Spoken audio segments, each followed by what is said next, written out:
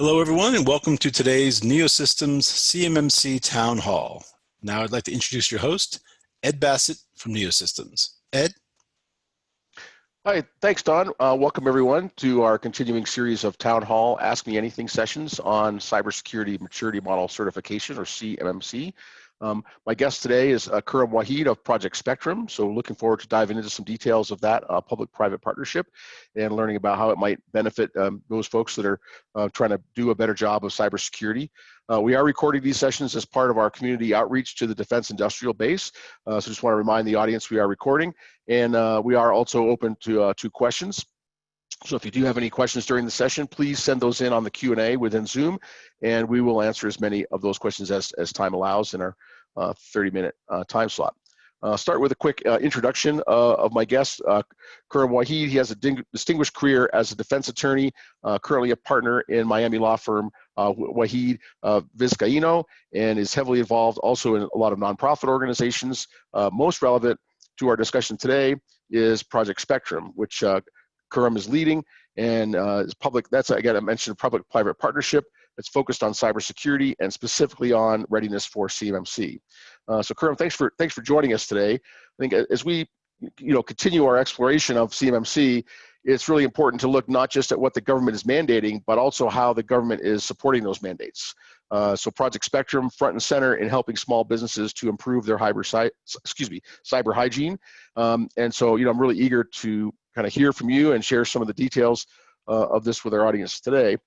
Before we dive into those details, though, I did want to ask you on more a personal level how you came to be involved in Project Spectrum, and I guess cybersecurity in general. Your background is law, civil liberties specifically. What drew your attention to the cyber world, and how does it interact with the work that you're doing in the legal space?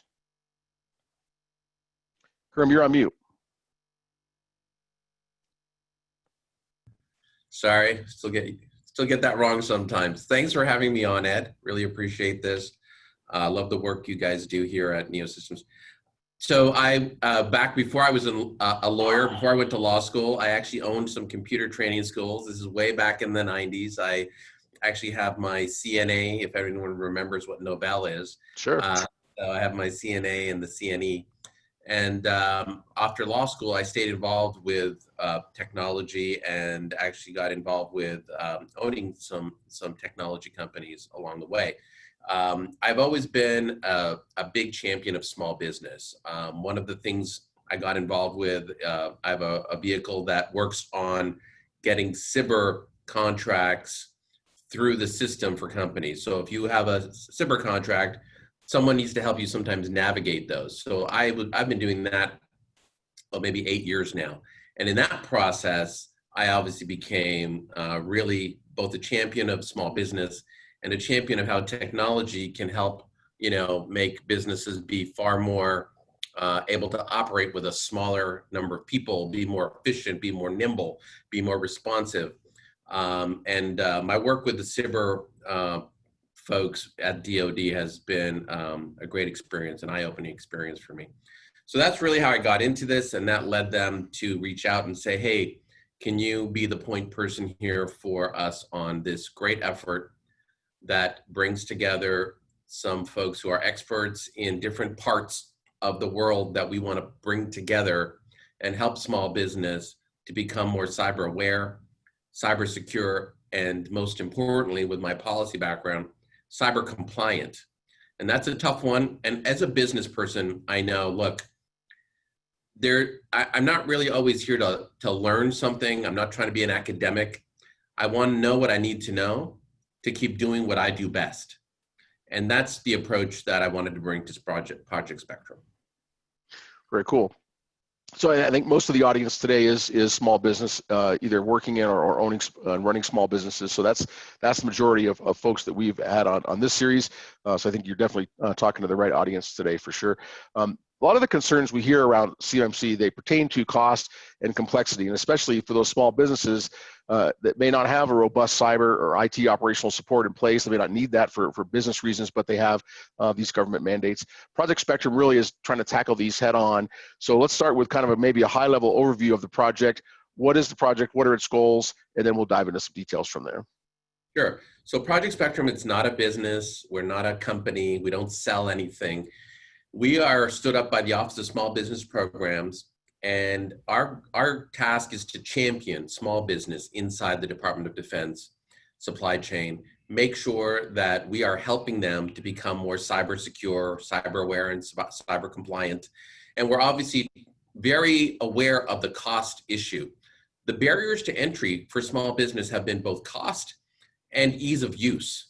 If something's complicated to use and I don't have an in-house IT guy, that's a cost, that's a barrier to entry. So the project is designed from the start to give small business the tools, whether it's in the form of training or no cost and low cost tools that we've been creating or gathering from other sources, or whether it's just making sure that they understand policy and what it takes to be compliant.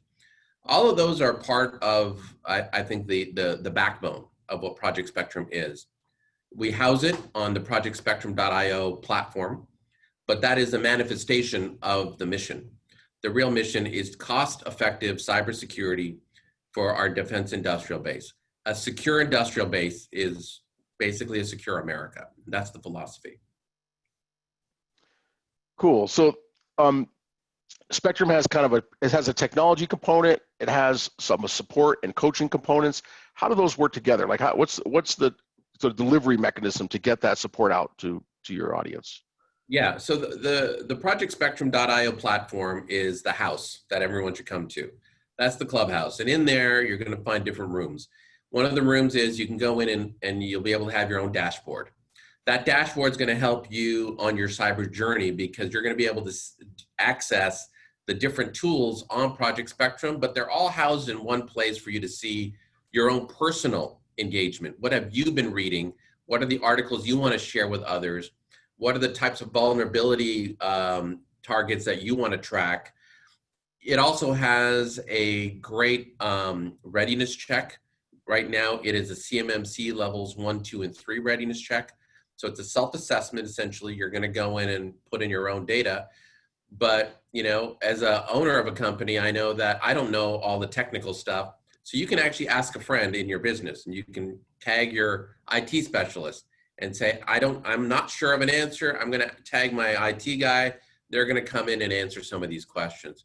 So you're going to be able to collaborate on coming up with a vision or a picture of where is your current baseline on cybersecurity.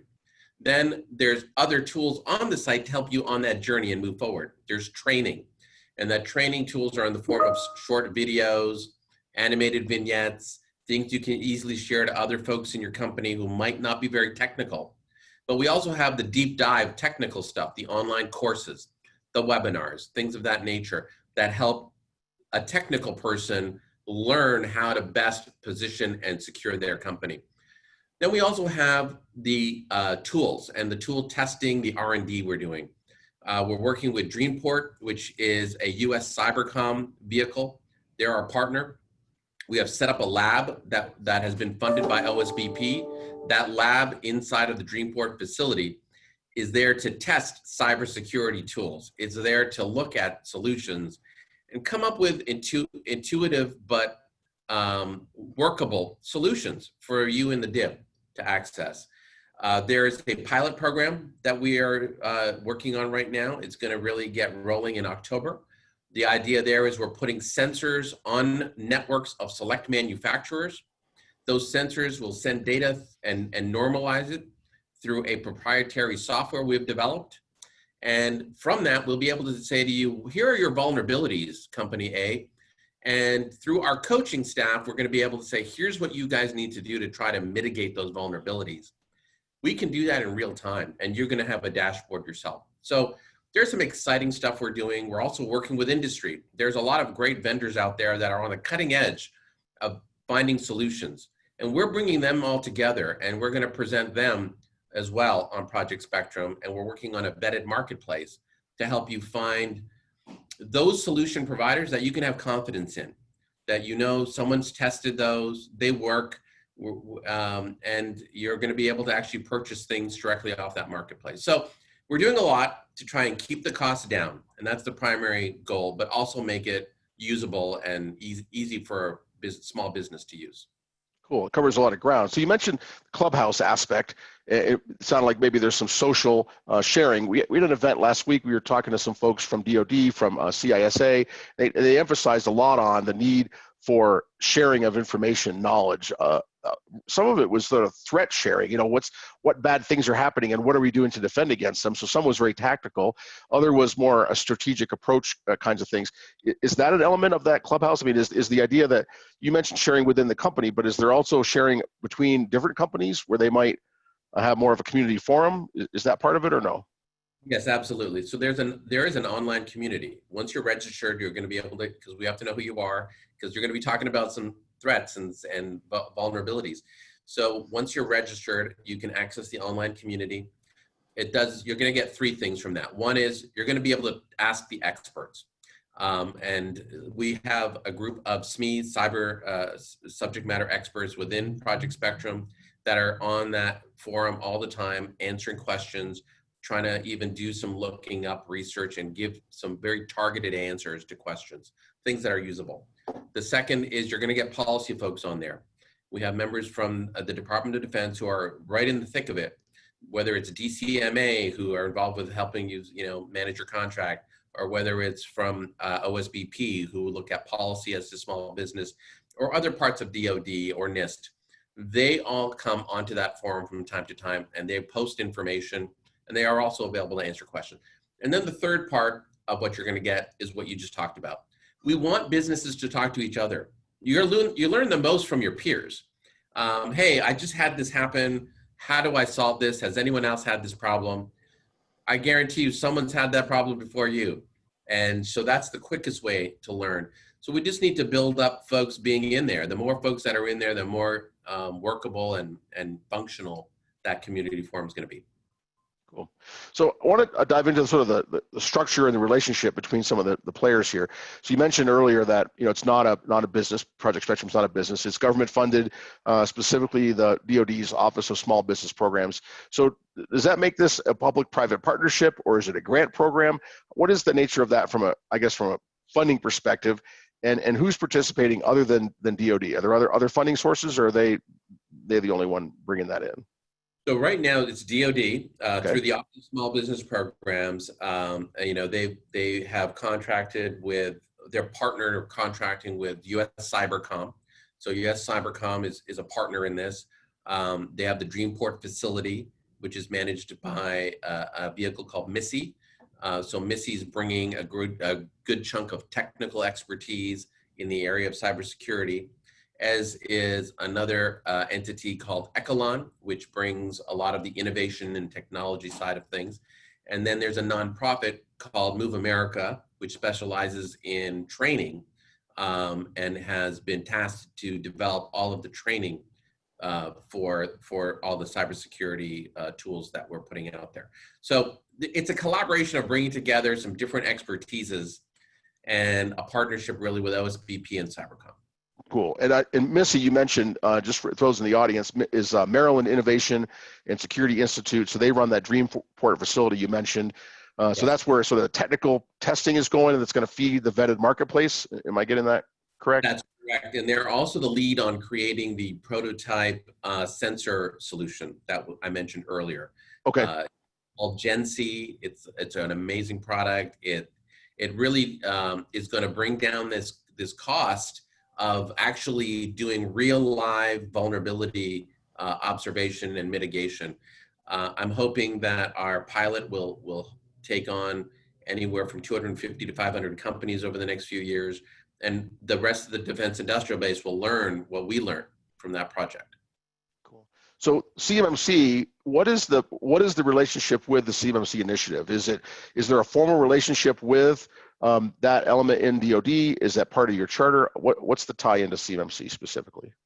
So we're partners in trying to make sure that whether it's CMMC or whether it's NIST, that we are bringing the latest information on policy and policy changes to the defense industrial base. That's part of our mission. So we've partnered with both NIST and CMMC AB because both of them right now are are going to be giving out information and making changes that impact the defense industrial base, you, the small businesses out there. You need to know what's going on. While NIST is the current law of the land under the DFARS clause, there is obviously a proposed change that will add CMMC as a requirement. NIST isn't going away, so folks shouldn't think that that's what's going to happen. It's not necessarily a replacement. It is just a different construct of how you're going to be able to look at your cybersecurity compliance. We are working with them because two things. One is we need to help get the information out to you, the small businesses. The second is that this is in the process of becoming part of the law of the land. And very shortly, it'll be a requirement. And that's a big mandate for us, is to make sure that we help the DIB meet their requirements of compliance. Got it. So the audience today is mostly organizations that are seeking certification under CMMC. I mean, that's kind of the umbrella under which we've placed these sessions. As I mentioned earlier, many of these are small businesses that might be candidates to join the Project Spectrum Club and enter the clubhouse, if you will. So maybe break that down. And well, first of all, what is the profile? You know, and then in terms of going to the clubhouse, I assume that's the website, free for anyone. Are there you know, other forms of clubhouse membership where you know, people could be involved more than just registering on the website and be more directly involved in what Project Spectrum is doing? So I'll take the last part first, which is that everyone, you register, you're going to get a dashboard, you're going to get access to the online forum, you're going to get access to all the training that we've got, which are the online courses, the deep dives, but also the more, you know, cursory 2-3 minute training videos on specific controls and vulnerabilities. There is a second level, which is the project pilot. And the pilot is designed to get you those access to the sensors, the direct coaching, the ability to actually help. We're going to actually help, you know, show you how to mitigate your own vulnerabilities. As part of that, we're always bringing in new partners that we're looking at, new tools that are out there, and those will either come in through the pilot, but some may go from the pilot and be available to the general public as well, once we do a little bit of testing and we have confidence in those tools. And that's where we get the marketplace. And I think once the marketplace comes online, everyone's going to be really happy with it. It's going to have the ability for you, the small business, to find those solutions. You're not in the business of trying to become a cyber expert. You're making something. You're doing some sort of a business that is making a product or a service. What you want is to know, just tell me what I need to be compliant. Well, part of that journey is finding the right vendors, finding the right tools, being able to make this happen in a cost-effective way. That's what the marketplace is there for. So I am looking forward to that. I also think that it's important to look at the clubhouse as a place where, as you said earlier, Ed, folks can come together and share their own information, their own experiences, their own journey. We're going to get better by working with each other. We're all in this together. We're in a supply chain, not a supply on our own. So as a part of a chain, you have to understand that if I'm vulnerable, the folks next to me are vulnerable. If someone next to me is vulnerable, I'm vulnerable. So it's important for us to understand and approach this in a holistic manner.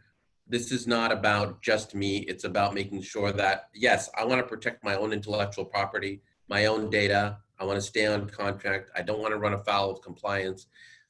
But to do that, we also have to have the bigger picture, which is that we have lost billions and billions of dollars to foreign adversaries who have taken our intellectual property, who have taken great American ingenuity and used it for their own country's benefit and not for Americans. We have to turn that tide around.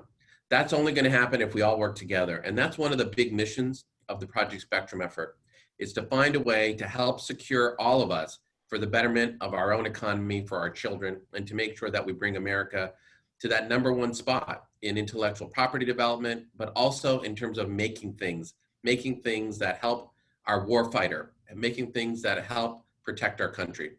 We have to understand we're all in this together, and I know there's a lot of folks who are worried about CMMC and the costs of that, and I'm sure we'll talk about that, but folks need to understand there's a bigger picture here, and it's not just about you, it's about all of us. I think, you know, we've heard a lot of people who have expressed concerns, criticisms even of the CMMC effort, but everybody agrees that we need to do a better job of protecting our intellectual property. Nobody wants to be a victim, right? So even companies that are saying, hey, I'm concerned about the cost, I'm concerned about how I'm going to do this, still want to have better cyber hygiene, right? So I think there's a kind of universal agreement on that. Let me jump back to the pilot you mentioned. How big is that? How many, is there still room? Can companies apply or join the pilot? Is it selective? You know, tell us a little bit more about the pilot aspect, because that sounds like that's like the gold membership in the clubhouse, maybe. Yeah. So the pilot, we're going to be bringing in manufacturing extension program businesses. We're going to be bringing in mentor protege businesses, and we're also looking for other businesses that are already in a position that we can work with. And we will have on the platform in a few weeks a big button that'll say, you know, apply for the pilot here. And there's going to be a process of some questions we're going to ask. Who are we looking for in the pilot? We're looking for companies that fit small business, right? We're looking for companies primarily right now in the manufacturing area. That's our first tier. We're also looking for folks who have either someone in-house or they themselves have the bandwidth to work with us. It doesn't help if we're providing you vulnerability information and you don't have the ability to mitigate it because you don't have the time. We need to work with someone, you know, we need two hands to clap here. And finally, there's the issue of looking at what type of a company are you? We're going to prioritize certain companies, such as those in missile defense and some other areas that the Department of Defense would like us to prioritize in this first cohort. We want to take in about between 30 and 50 companies in October, November. And then every 6 months thereafter, we want to try to onboard another 100 companies. So we're going to be able to then take that information, send it out to the rest of you all. You're going to see it in the form of white papers, tool testing, and videos that will be able to help educate everybody else on what we've learned through this process. So there is I know I don't want to say it's the gold standard in that sense, but there's definitely a vetting process to get into the pilot. In addition to the sensors, we're looking at other tools that we might implement in the pilot towards the start of the first quarter of next year. So an audience question about timing, and maybe ties into what you just mentioned, first quarter. So when specifically do you expect the prototype sensors to be available, and when should companies sign up to participate in the pilot? Are the questions I see coming in. Yeah, the sensors are available. We've actually have them already on companies in about 25 states. This is our pre-pilot sort of testing phase. We probably have about 20 companies right now that we're working on. And the applications are going to open up in mid-October to onboard a full cohort. And so in addition to the 20 companies, we want to bring in at least another 25 companies, try to get ourselves to about the 50 company mark for the first cohort. Cool. I want to ask you about the role of the Procurement Technical Assistance Centers, the PTACs. My understanding is that you're doing some training or enablement of them to sort of spread your reach in terms of ability to get information out to small businesses. What's going on with the PTACs, and how's that going to trickle to, get to small businesses for their benefit? Sure. So the PTACs, for those of you who don't know, it's run by DLA, Defense Logistics, and the PTACs are the first place you're going to go if you want to do work with the government. If you're a small business, you want to actually do something with the Department of Defense. If you go to the PTAC, they're going to help walk you through that process. What do you need to have to do that? So that's why we have created this relationship with the PTACs. It's a partnership with the PTACs. There's 89 PTACs. They service thousands and thousands of businesses, mostly very small businesses. So they are our partner to help reach the DIB, to reach our target audience. So we have started with doing CMMC Level 1 preparedness webinars, which gives folks sort of a high-level view of what that Level 1 involves, some examples of what are those, how do those vulnerabilities and domains and controls look like in the real world, what's an actual example, and real solutions to those problems, how you can actually implement those solutions.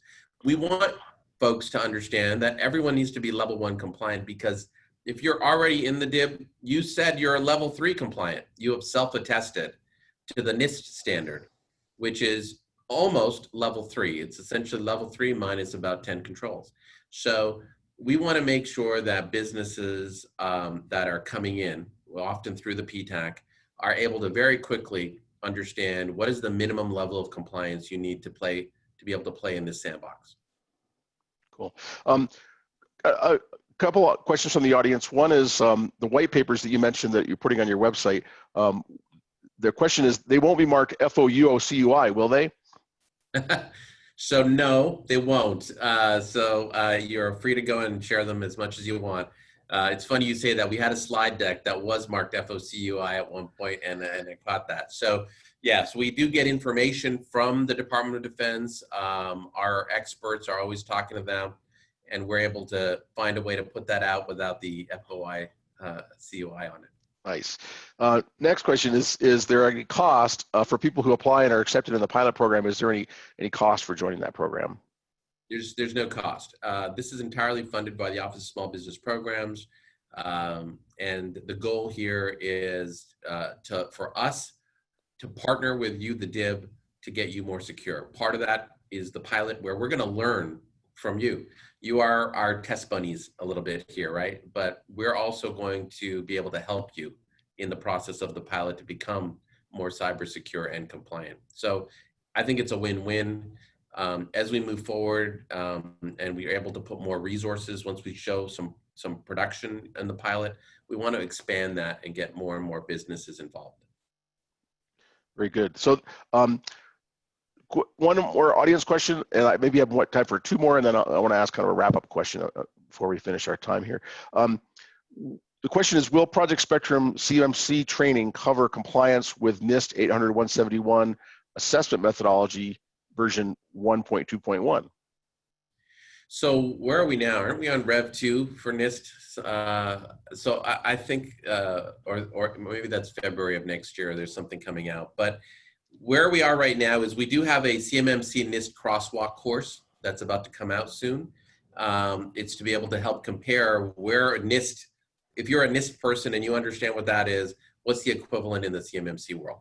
So we understand that there's folks who are still thinking NIST, and they should, but they want to know, how does it translate? So we're going to do a translation for folks. Very good. Yeah, and there's, level 3, there's like 20 new items plus the maturity items. So it's a fairly small lift, honestly, if you're already fully compliant with that 171 piece. Couple of questions about the website. So this one says, I signed up at the dashboard, but there are no links to complete readiness. And I don't know that we want to turn this into a help desk session. So can you give us some direction on where is that readiness piece? Where can people find that? You go to the top of the screen. There's 2 menus on Project Spectrum. The very top in the black area, it says readiness check. So you click readiness check, and you're going to see CMMC's levels 1, 2, and 3. Click 1, start there, and you go through the questions. Okay, good. And that will populate. When you finish the section, it'll populate in your dashboard. So that's why your dashboard will look empty until you do the readiness check. So go to the top, click it, and once you're registered and you do the readiness check and you go back to your dashboard, you're going to see the results. Good deal. And if that doesn't work, just unplug it, plug it back in again. Should solve all things. Take it, hit it on the side. So kind of last question I want to ask you is kind of your voice to the DoD, and obviously I think you guys in Project Spectrum have a formal voice to the DoD, but at least here on this forum, I like to ask people kind of what is their number one piece of advice. So, you're a champion for the defense industrial base inside the Pentagon.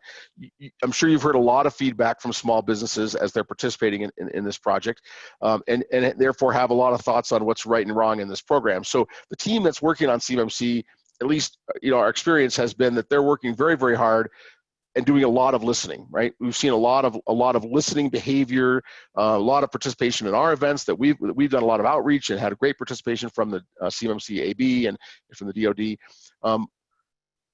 So they're listening. I'm sure you have some advice. What's your number one piece of advice to the framers of CMMC as they try to take this from a published standard, it's a little bit abstract, into actual practice that's going to affect 300,000 companies? So, you know, there's a document I remember Katie Arrington showed back when we launched Project Spectrum at DMC 2019, and it really had literally an example of every control. And I think that's what we need. Folks need to understand what they're being asked to do. Sometimes they're getting the sense that this is such a heavy lift, this is so hard, this is going to be so expensive. Some of it is not. It's really just basics you're already doing. And if we can explain it to you in a way to understand, look, you just need a receptionist and a sign-in. Like it's a book with a pen. It's not expensive to have physical control of your lobby. You need to make sure that you can lock a door to a place that you have secure data. You need to just make sure that you set your computer up from your admin so you can't stick a jump drive in there and download some data. Simple things. You can use Windows. You can use Microsoft Office. You don't have to buy all new software. We need to express stuff in a way that makes folks comfortable to understand. My whole world isn't changing here. I'm already doing a lot of this. We're just trying to put some framework around it. And in fact, we're making it easier to comply because it used to be, so NIST is level 3. Most of these businesses are going to be level 1. It is very basic. If I have a lawnmower company and I'm cutting grass at the Pentagon, and this is Katie's example, I don't need to be a level 3, but I do need to be at least a level 1 because I might know where the electrical boxes are around the lawn of the Pentagon. So there's things like that I want to keep secure. So I feel like businesses have a lot of anxiety right now. I understand the CMMC is doing an amazing job. The AB is doing a great job of trying to address that. And one of the suggestions I have is let's give them some simple examples and show them they're already doing it. The DIB's doing a great job already. We're just trying to create some framework to make sure that they can measure their journey of cybersecurity from where they are today to where they're one day going to be. That's great advice. I think it's right in line. I think, you know, making this easy to consume is important. And the standard's taken us a ways from where we were with 171. 171 had a lot of NIST speak in it. It was great if you're a practitioner and you're used to interpreting such language. Most people didn't have any idea what that really meant in the real world. In CMMC, we've got examples and explanations, so they've already made some pretty significant progress.